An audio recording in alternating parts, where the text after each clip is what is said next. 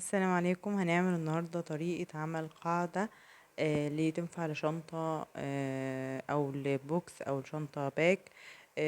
قاعدة شنطة مستطيلة بمنتهى السهولة بدون تعقيد. أول حاجة هنعمل عقدة البداية زي ما احنا شايفين، وهنعمل عدد من السلاسل. أنا عملت حوالي 26 سلسلة.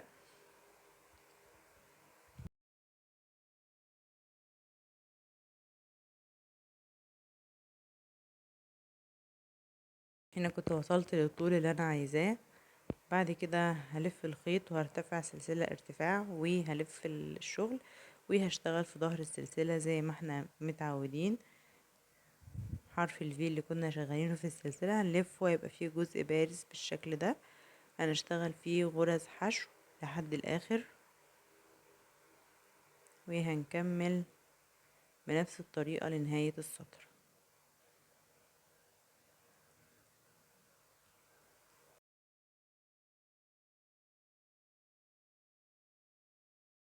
هنا كنت وصلت لنهاية السطر بالشكل ده وعملنا غرز من الحشو. هنرتفع بقى سلسلة وهنلف الشغل وهنشتغل تحت حرف الفي برضو سطر عادي من غرز الحشو لنهاية السطر. تحت كل غرزة حشو هتبقى غرزة من الحشو لنهاية السطر. هكمل بنفس الطريقة وهرجع لكم عشان نشوف السطر التاني هنعمله ازاي.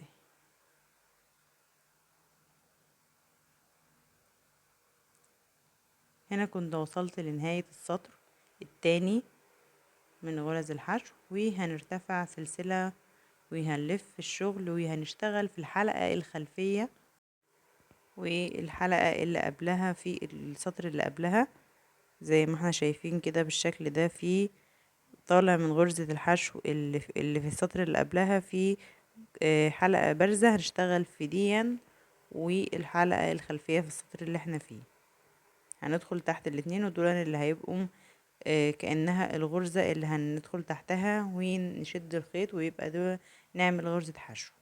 السطر الاولاني هيبقى متعب شوية معانا عشان احنا بنشد يعتبر من سطرين وغرزة كانت ماسكة، فيفضل ان احنا لو هنشتغل بخيط سميك زي خيط المكرمية السلسلة ان احنا نسيب ايدينا في السطر الاولاني علشان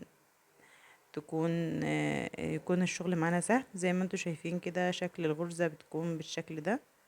احنا هنكمل لنهاية السطر، ننزل تحت الحلقة الخلفية في السطر اللي احنا فيه والحلقة اللي قبلها من غرزة الحشو في السطر اللي قبلها. نشد الخيط بقى عندنا حلقتين على الإبرة ونكمل زي ما احنا متعودين غرزة الحشو عادي. طبعا باين ان انا قد ايه بتخانق مع الخيط عشان السطر الاولاني ده كان متعب شوية زي ما قلنا. لو حابين ان انتوا ممكن تفكوه وترجعوا تاني يعني، انا عملت كده اخر ما زهقت. بس كده المفروض ان احنا هنكمل لنهاية السطر بنفس الطريقة بقى.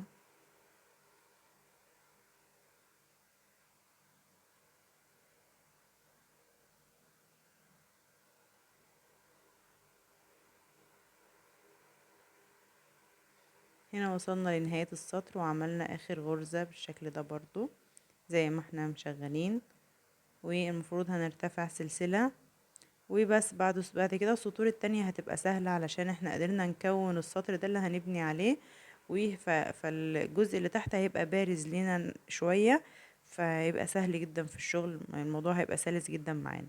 هنشتغل في الحلقة الخلفية دي والحلقة اللي باينة قدامنا خالص اللي هي الجزء الحافة اللي باينة دي هنشتغل فيها. ايوه ده زي ما احنا شايفين كده. انا مش عارفة ليه في الحتة المهمة ايدي بتروح بعيد عن الكاميرا بالشكل ده كده. هنشتغل في ده تحت الحلقة الخلفية وتحت الحلقة دي. هنشد الخيط ويطلع من الحلقتين بقى ونكون غرزة الحشو زي ما احنا شغالين. هي زي ما قلنا اول سطر اللي هيبقى صعب، بعد كده كل السطور ان شاء الله تبقى سهلة. ميزة الغرزة دي ان هي بتخلي الشغل متماسك، مش محتاجين بقى تدعيم القاعدة ببوري او حاجة، هي بتبقى ماسكة نفسها وفي نفس الوقت بتبقى سهلة. بتبقى شكلها شيك، متبقاش فيها الحاجات الفتحات اللي بتبقى بين غرزة الحشو والتانية كده، فبتبقى ماسكة نفسها، وبتبقى زي ما بنكون ان احنا بنضاعف شغل، بنضاعف الغرزة بتشتغل عليها مرتين، يعني السطر اللي بنشتغل عليه مرتين. بس كده نكمل لنهاية السطر.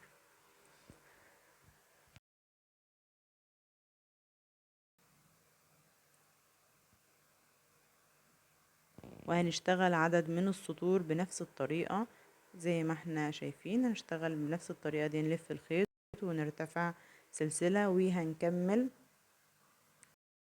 هنكمل كذا سطر لحد ما نوصل لسبع سطور. ده المقاس اللي كان مناسب معايا وانا بعمل القاعدة. هنا وصلنا لنهاية المقاس ده كده. كان عملت سبع سطور في حوالي 26 بداية غرزة، غرزة سلسلة وغرزة حشو. هنعمل بقى داير ما يدور غرز من الحشو حوالين القاعدة بالشكل ده.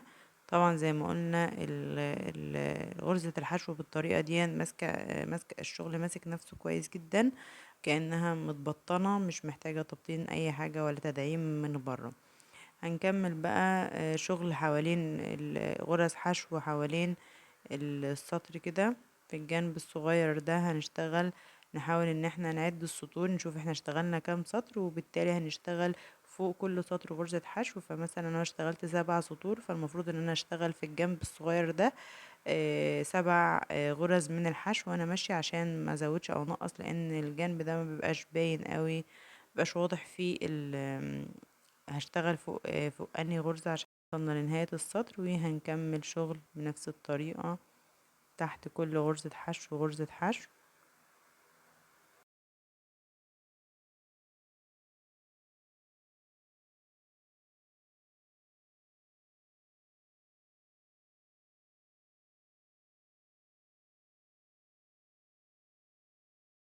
هنا وصلنا للنهاية، ودي كان شكل القاعدة المستطيلة. بتبقى بالشكل ده بعد ما اشتغلنا عليها وبقت منتظمة من جميع الجوانب. بس كده. ده كان فيديو النهاردة، يا رب يكون خفيف، ويا رب تكونوا استفدتم.